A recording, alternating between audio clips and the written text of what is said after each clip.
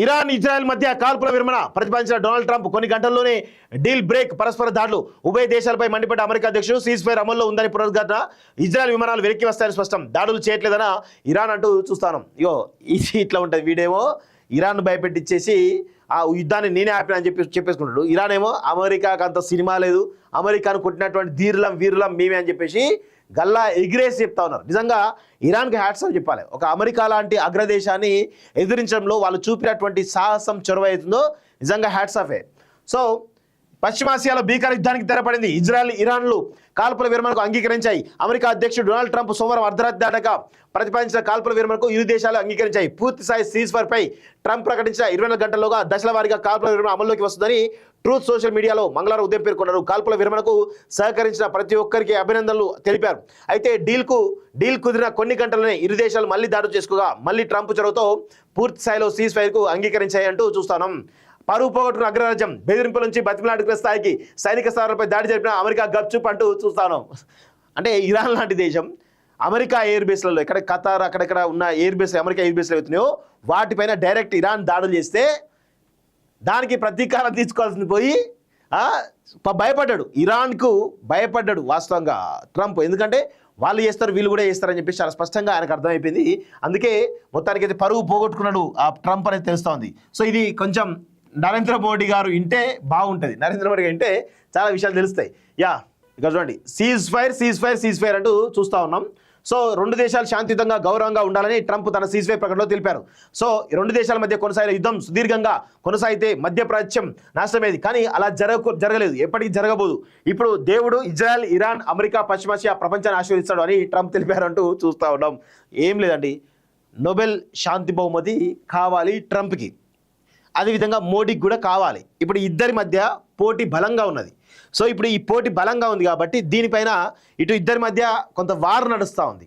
ఇద్దరి మధ్య పచ్చగడ్డ వేస్తే భగవాన్ ఎలా ఉంది, ఆయనకు కావాలి శాంతి బహుమతి, ఈయనకు కావాలి శాంతి బహుమతి. అందుకే మోడీ కంటే ముందే ట్రంప్ ఆ పాకిస్తాన్ ఇండియా యుద్ధానికి సంబంధించిన దానిలో ప్రకటించి క్రెడిట్ మొత్తం తను తీసుకున్నాడు.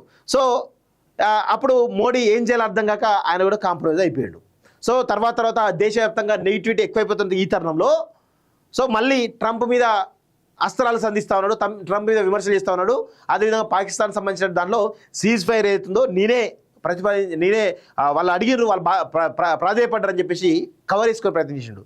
సో దానికి సంబంధించి ట్రంప్ మోడీ మధ్య పచ్చగడ్డేస్తే బగ్గుమైన రీతిలో కొంత గ్యాప్ అయితే పెరిగినట్టు తెలుస్తూ ఉంది. సో ఇజ్రాయెల్ గౌరవిస్తే మేము గౌరవిస్తాం.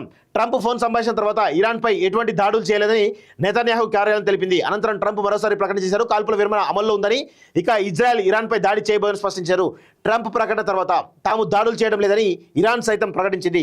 ట్రంప్ ఆదేశాలు వెలువడిన కాసేపటికే మరోసారి టెహ్రాన్లో పేలుళ్ల శబ్దాలు వినిపించాయని స్థానిక కథనాలు పేర్కొన్నాయి. ఈ నేపథ్యంలోనే ఇరాన్ అధ్యక్షుడు మసౌద్ స్పందించారు. ఇజ్రాయెల్ కాల్పుల విరమణ గౌరవిస్తే తాము కూడా గౌరవిస్తామని అంటున్నారని చూస్తా ఉన్నాం. సో స్వాగతించిన భారత్ సాధించాల్సిందే, ఎందుకంటే మోడీకి ట్రంప్ క్రెడిట్ ఇవ్వాలి కాబట్టి.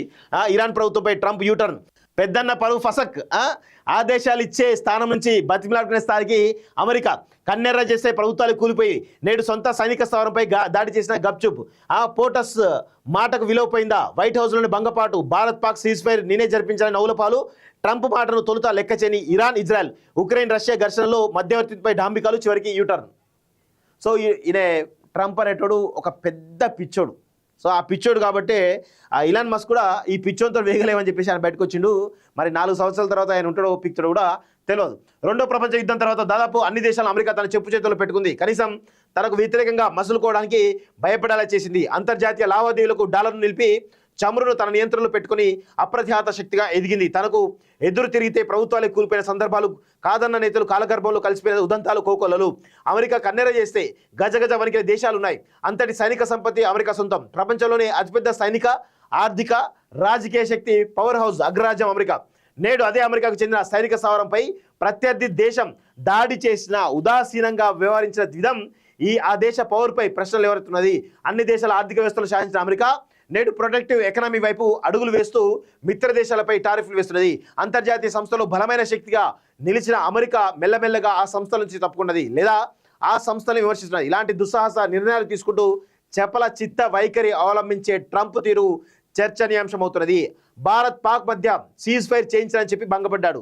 తనకు నోబెల్ శాంతి బహుమతి ఇవ్వరని, అది లిబరల్స్కి అందిస్తారని అసమర్థ వ్యాఖ్యలు చేశారని చర్చ జరిగింది. గత అధ్యక్షుడికి చేతగాని ఉక్రెయిన్ రష్యా మధ్య సీజ్ఫైర్ తాను చేసి చూపిస్తారని డాంబికాలకు పోయి చివరకు ఆ పని నుంచే తప్పించుకున్నారు. ఉక్రెయిన్ అధ్యక్షుడు జెలెన్స్కీ ఏకంగా వైట్ హౌస్లోనే అది లైవ్లో అధ్యక్షుడు ట్రంప్ పై ఆగ్రహాన్ని వ్యక్తం చేశారంటూ చూస్తా ఉన్నాం. ఇట్లా అనేక రకాలుగా ఈవెన్ ఇరాన్ను డైరెక్ట్గా అమెరికా ఎయిర్ బేస్లపై దాడులు చేస్తే బతిమలాడుకున్నాడు ఇరాన్ను.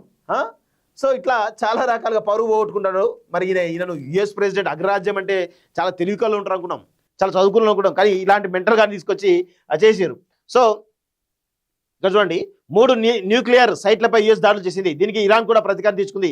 ఖతార్లోని యుఎస్ మిలిటరీ స్థావరాలపై దాడులు చేసింది. దీంతో యుఎస్ మరోసారి తీవ్రంగా స్పందిస్తుందని, ఇరాన్పై భీకర దాడులు చేస్తుందని అంతా అనుకున్నారు. దాడి జరిగిన గంటల వ్యవధిలోనే దాడికి ముందు సమాచారం అందించిందని పేర్కొంటూ ఇరాన్కు థ్యాంక్స్ చెప్పారు.